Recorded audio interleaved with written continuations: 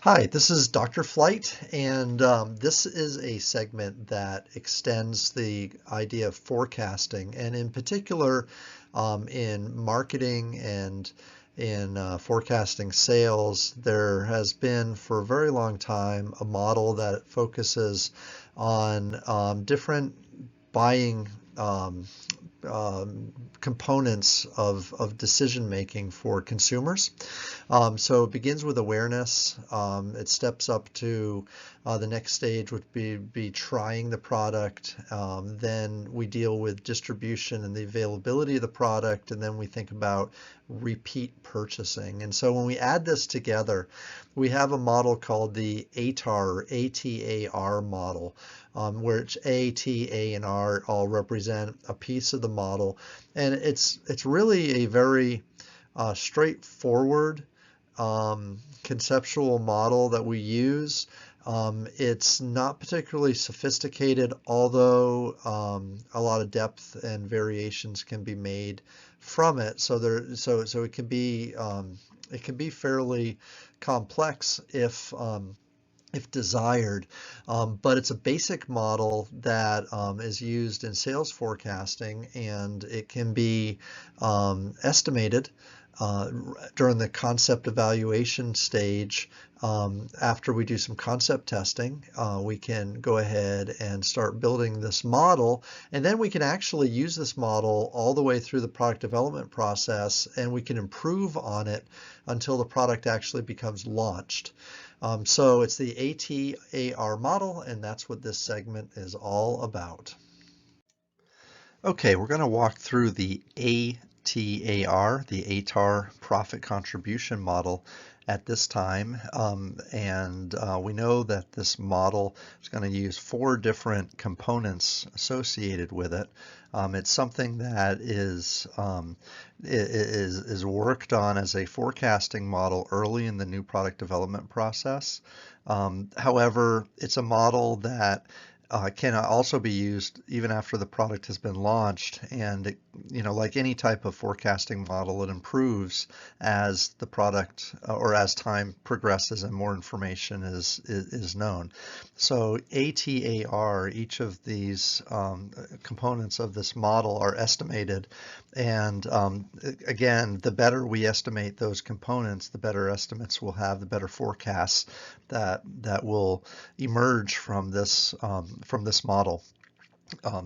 So when we think about this, there's going to be based on a simple profit formula where we think about contribution or profit contribution as being our profit margin times the number of units that we have associated with it. One aspect that you might be thinking about too, this is a profit contribution margin or model. So there is not a cost component as we forecast this. The profit margin builds in the cost that's associated with the product.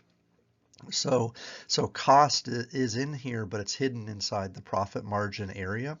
So when we think about profit margin right here, as a component of this type of a model, cost is buried in here, but it's not part of the ATAR aspect of doing things. So that's one thing to consider moving forward. So this model is used in general to replicate a decision-making process that a consumer might use. So in thinking about decision making, the first thing that has to happen is a customer needs to be aware of the product. So awareness is actually a huge issue as we think about driving sales for a particular product. The next component, the T in this model, is trial ability, or the likelihood that a customer, the likelihood someone will try the product given the opportunity to. So assuming they have the product available to them and they're aware of it and they know about it, would they try it? And what likelihood would they have of trying it? The next A, the second A, is the a measure of availability. Availability is driven oftentimes by distribution. So the products that we see are not always available to all of our customers or all of our market segments. Somebody may go to the store, and the store that they go to may not carry our product. For that customer, the product is not available to them. The R, the last component of this model, is used in a lot of different ways, but the R represents a repeat purchase rate. The idea is that if customers are happy with our product, they'll buy it again or they'll tell others about it, and there's a magnifying effect that repeated purchases have, happy customers have on the overall model. Okay, so ATAR, awareness, trial, availability, and repeat purchasing, it makes up the 4 components of this model. All of these are estimated at various times. Once the product is launched, then we have a little bit more data, data that's a little bit more reliable anyways, and the model actually gets better and better over time. Okay, so this begins then with this idea that we want to calculate the number of units sold. And remember, in that profit contribution model, we had profit margin times the number of units that we sell. So we need to know how many units we're going to sell. Okay, so that's where where this model fits into the contribution aspect. Where we have profit, which is our costs, our price, the sales price minus our costs, and then we have to multiply that by the number of units sold, which we're estimating.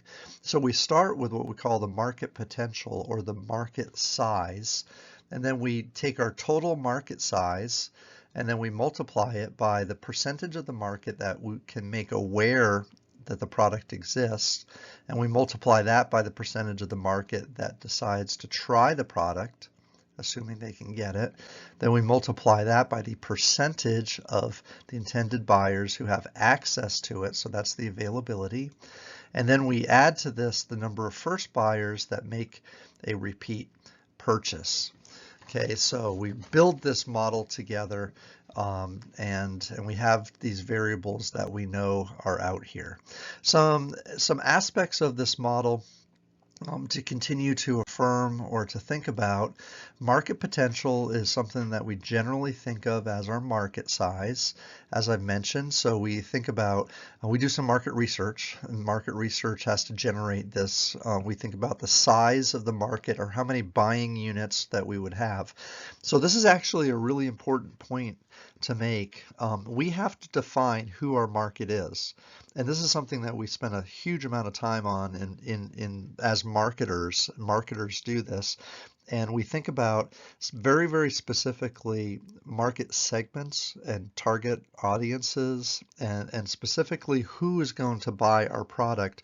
And as marketers, generally we define that based on a whole host of criteria, but we seek out a specific market. And one of the components we actually measure very carefully is how large or how big that market is. So that market size is something that we would put in here, thinking about market potential. Okay, time frame. When we do forecasting or when we do any type of model estimation, we want to put it in the context of time. So when we're doing an annual report, for instance, it's a 1-year time horizon. When we're doing a report of any type, it's generally over some specific period of time.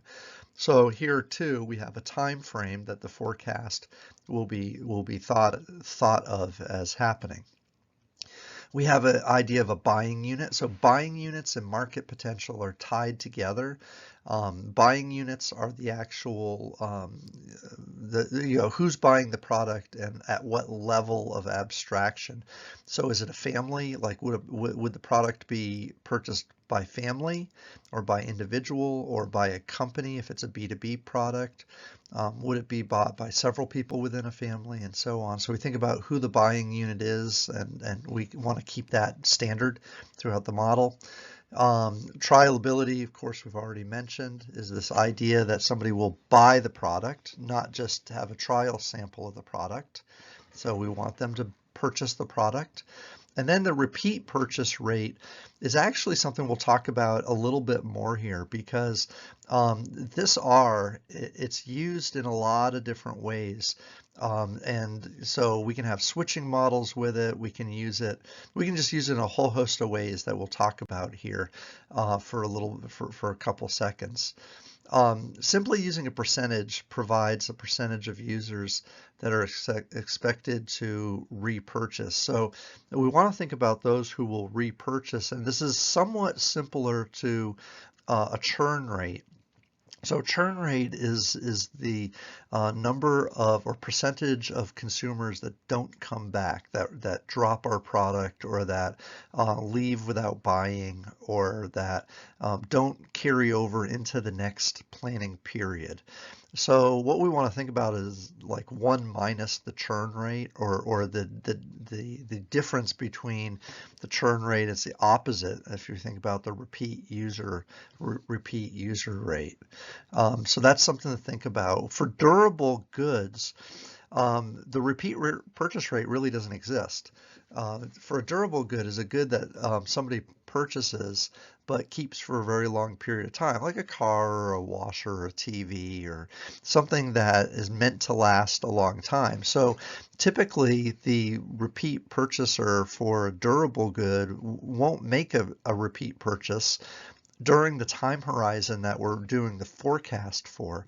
So some people will take this R and they'll treat it like a word of mouth variable. So if I'm really happy with the product, I might not buy another product from you because it's a durable good, but I might tell others about it. And so that in and of itself has created some new business because, of that word of mouth.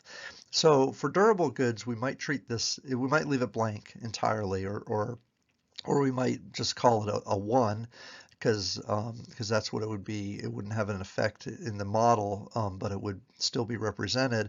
Or we could treat this as something like a word of mouth type of a thing. For other forecasts, sometimes we multiply this yet again if a customer has a repeat purchase for 2 or 3 more times. So the repeat purchase rate is oftentimes it is the percentage of consumers that will repeat purchase. But what if somebody repeat purchases more than once during the time frame? So if a customer repeat purchases 2 or 3 times, then I can use this as a multiplier. So for instance, if 15% of my customers repeat purchase on average, they'll buy, and when they repeat purchase, they do so 3 times during the forecast period, then my R isn't 15, it's actually 3 times 15, which is 45%. Okay, so just because somebody repeat purchases, they may actually repeat purchase more than once, so we have to inflate that original percentage a little bit.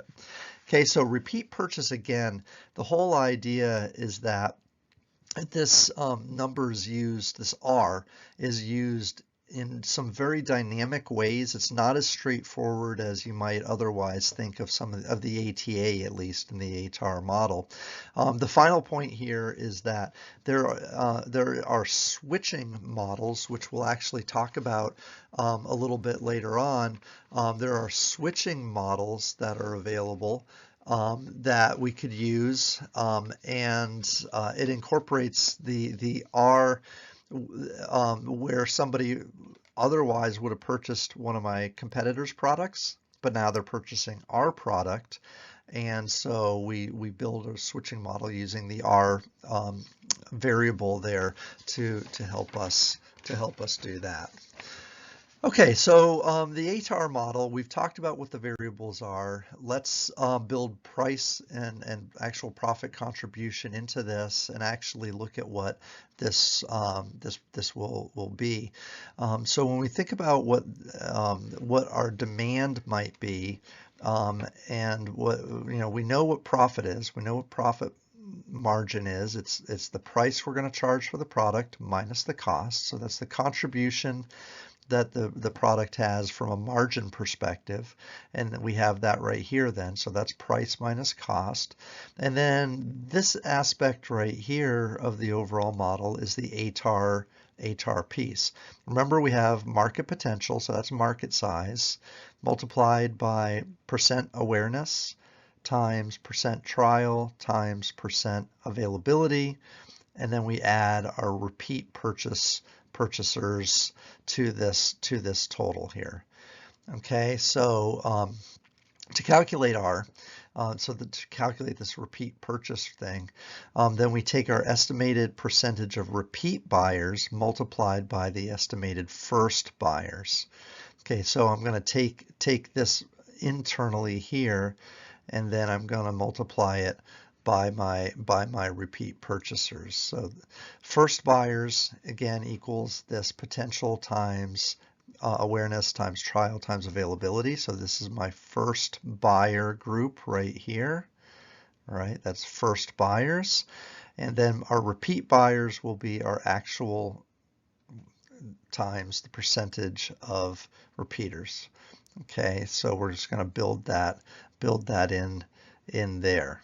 Okay, and we're going to walk through an example so you can see how this would work out in numbers as well. So we're going to set through an example here. A new video surveillance device using cell phone technology is being developed for small children, 5 years and under. So that talks about who the market is, okay, and is intended for a safety device for parents who want to monitor their children when they are not in the same room. Okay, so the market, the way we define the market then would probably be families with small children. That most likely should be how we define our, and we could even do this geographically, and actually it does here. The product will initially be launched in the Midwest US. Okay, so we're describing the market, which helps us define market potential, right? So if I'm doing market research, I need to know who to count in our market, and this describes the who I should be counting for market potential. The phone is expected to have a per unit cost of $27. The initial sales price is expected to be $50. Okay, so from that, I've got price and cost, and so I can calculate profit margin. Okay, so the firm wants to estimate first year profits. All right, so market potential. We did some market research here. There are 24,734,542 households in the U.S. Midwest. That's from the 2010 U.S. Census. Now we're in 2017, so this number needs to probably be adjusted. We might do other market research to find a more accurate number. Or verify that this number is accurate, but that's beside the point. This is an illustration, so we have household size in the Midwest. We have an estimate that 19,500,000 of these households have children under 18.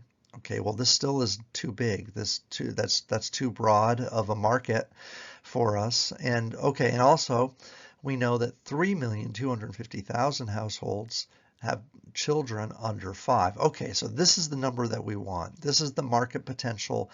This is the number of households under 5, with kids under 5 in it, because that matches our definition of the market that would buy this product.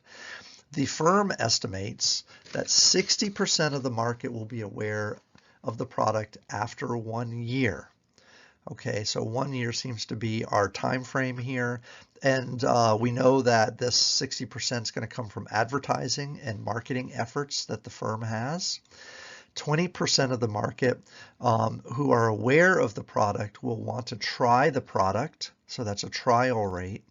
70% of the market will have access to the product through their children's stores and the internet and electronic retailers. So that's availability. So that's the availability rate. And 2% of the first buyers will buy a second unit.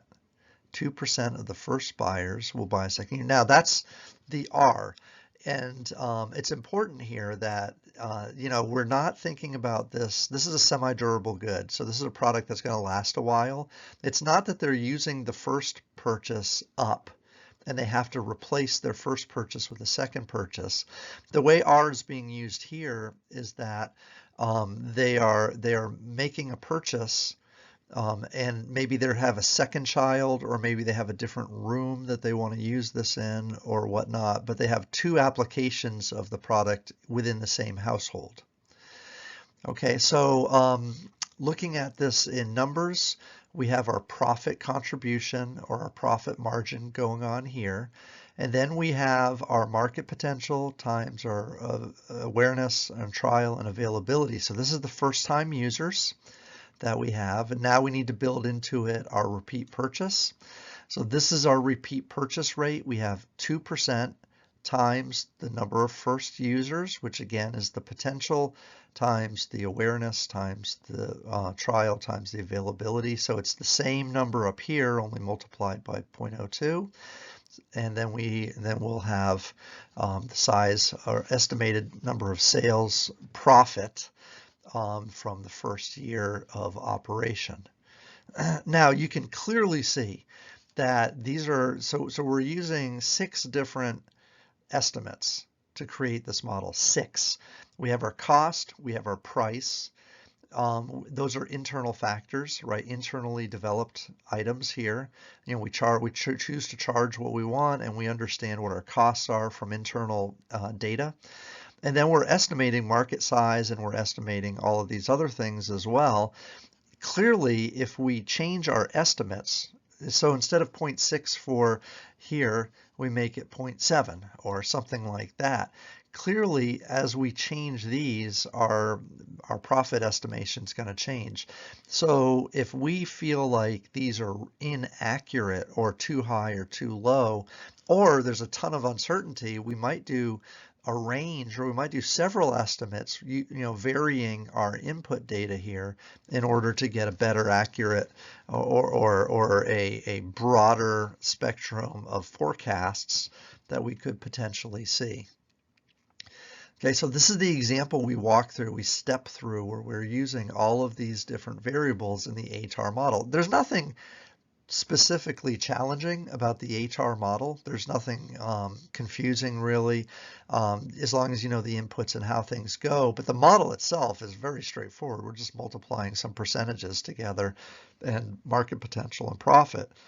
So the model itself it's not an econometric extended, you know, we're not taking the logs of anything. We're not doing anything too tricky here. But it's a fairly robust, and it's easy to do. This model is super easy to do and apply early here in the in the process. You know, just coming from the concept evaluation stage, this is easy for us to do.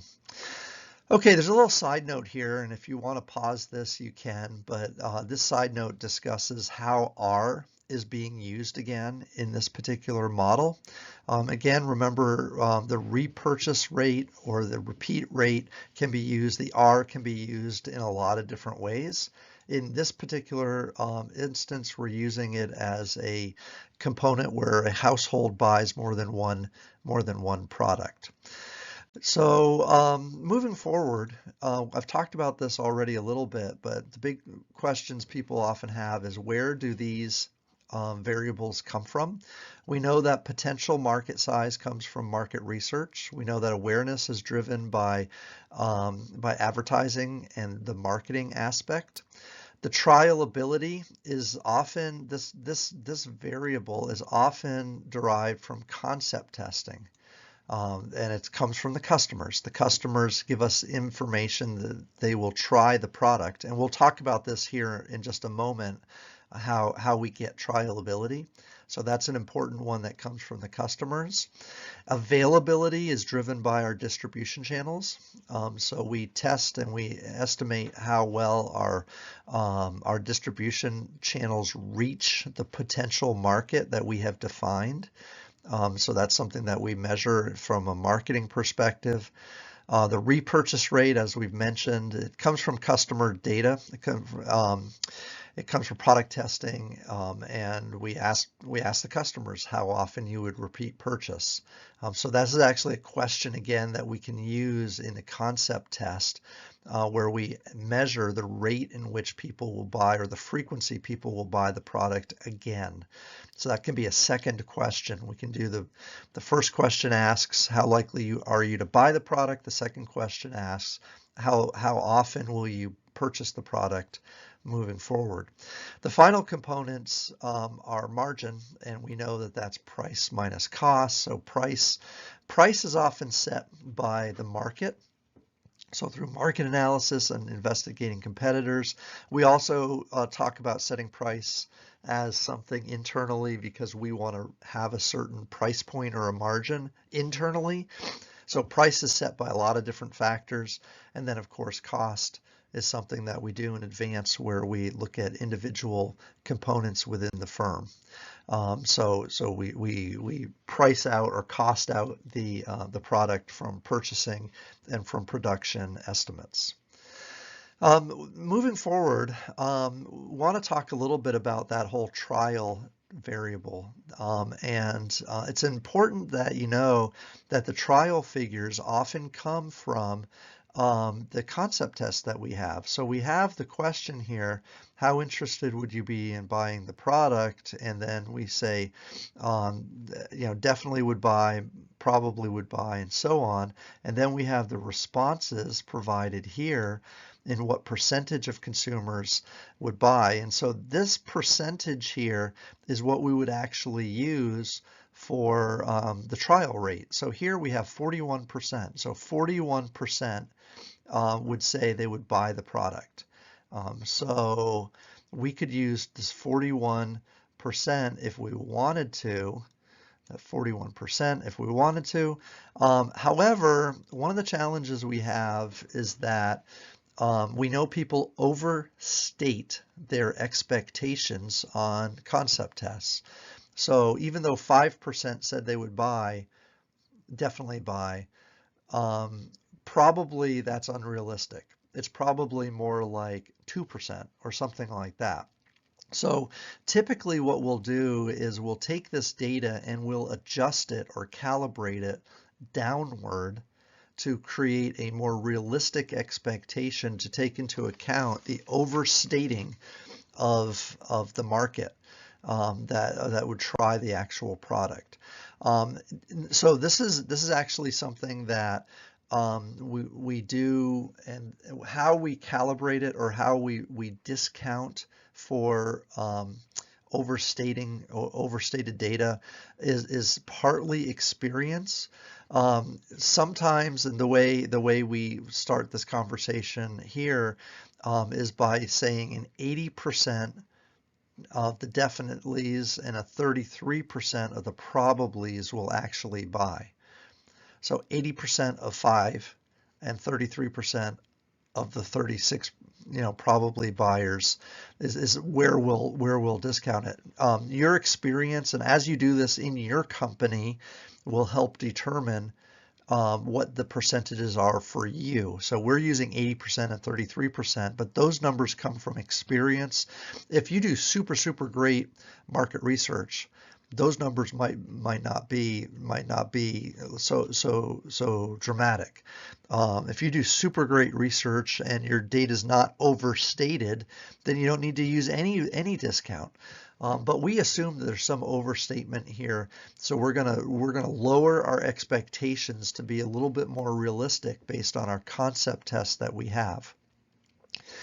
So we take the 80% of our 5 and 33% of our 36, add those together, and we get 16%. So we went from 41%, and then we added a discounter here to bring that percentage down to something we feel is more representative of the market. The interpretation is that 16%, not 41% of the target market will initially try the product. Okay, so the concept test that we did earlier is very valuable for a lot of different reasons. It also helps us base our ATAR model and helps us get this try rate. So now we're going to move forward and take our estimated trial use and place this into an example where we calculate the ATAR model in terms of the number of units that we will sell. So let's just go ahead and say awareness in this example. Assume awareness is 90%. And we're going to assume the availability, so these are two A's, is 67%. We know from the work that we did from the concept test that the trial rate is 16%. That's after we have discounted. So it actually originally was 41%, but we moved it down to 16%. And again, that discounting or that recalibrating of the trial rate, that's very subjective in the sense that we use what we know from past research and we discount that original try rate by some amount that we know. Now, what we're going to do in this example, which is a little bit different, is we're going to step in and we're going to use a switching rate model. So the R is going to be used as a switching component along with a repeat purchase component that we have. So what we're going to say, based on our market research, we could ask another question in our concept test, or we can look at past data based on how consumers reacted when we launched new products. But what we're going to do is we're going to say 20% of the market will at least switch from a competitor's to try ours. To use our product during the forecast period. So the switch rate is going to be 20%, but then we're also going to incorporate a repurchase rate, which we're going to say is 60%. People who try our product will purchase a second product during our forecasted period. So 60% will retry our product during the forecast period. 20% will switch. Now, the way this formula works in this switching model is we calculate a long-term repeat purchase rate. Okay, so we take a long-term repeat purchase rate. Essentially what we're doing is we're weighting and averaging the people who switch with the people who repeat purchase. So we end up getting a rate based on this calculation here. The switching rate divided by 1 plus the switching rate minus the repeat purchase rate is what we're looking at. So we have 0.2 divided by the difference of 1 plus 0.2 minus 0.6. So again, this is like our repeat purchase rate and our switching rate, and we end up with a long-term repeat purchase rate taking into account switchers of 33.3%. Okay, so again, this is a different way to use R. This is a new way, a different way to use R from just saying the repeat purchase rate. This takes into account people who switch between products. Now, when we calculate the size of sales, the number of sales, we could also think about this as our market share, by the way. We'll multiply our market potential by the ATAR model, which is 16% times 33.3% times our awareness and our availability. I know this is not in proper ATAR order, but you have the T, we have the R, and we have our two A's. Order doesn't matter since it's all just multiplied, and we have 3.22%. This is a pretty low market share, or pretty low percentage of the market that we'll sell to. If we can get some of these numbers up, like that trial rate up and so forth, then we'll be doing a little bit better. If we can get our availability up, this is a consumer goods product, so we would expect that we can get this much higher, up in the high 90s. because we'll be in grocery stores and in discount stores and things like that, convenience like stores. So we would get that up much, much higher typically. So that's pretty low from a distribution perspective. And we'll work on getting this up overall using different marketing efforts and different business efforts.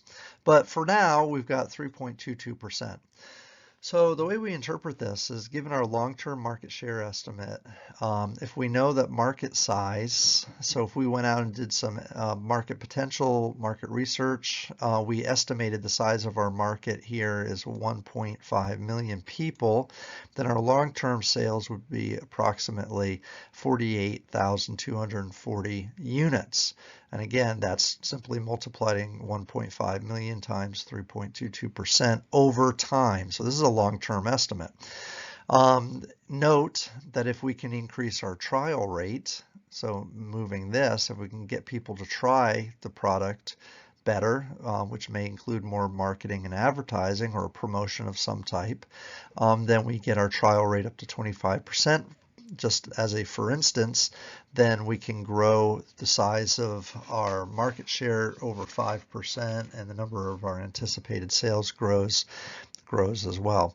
Now, this example here does not include profit contribution. However, if we knew what our costs were and we know what our price is, from our concept test example, $2.25. If we know what our costs are, then we can calculate what our profit contribution is. If we don't know what our costs are, then we can just simply multiply this by our price, and we'll at least get a gross revenue for this particular product. Okay, so once we know the demand, once we've estimated demand, then we can move forward and we can get a pretty good idea of how effective this product will be to the firm from a financial perspective. That's why this is super important and a good time to think about doing this here. Okay, so to wrap this up, we've talked about the different components of the ATAR model, the ATAR, and especially we spent time talking about trial and repeat purchasing. We've estimated profit using the profit contribution component of the ATAR model, which is of course super important. We all want to make sure that we're making money, and we want to know exactly how much we expect to do so. But in order to do that, we need to know demand for the product. So this is really a demand-based model that we're really estimating. We've talked a little bit about this idea of the repeat purchase variable and how it's used in a lot of different ways. We adjusted the trial rate based on a concept test. So we get the trial rate based on our concept test numbers, and we know sometimes we have to massage those numbers a little bit. It's basically the bottom line there. We also added a long-term model that includes a switching component to the ATAR model.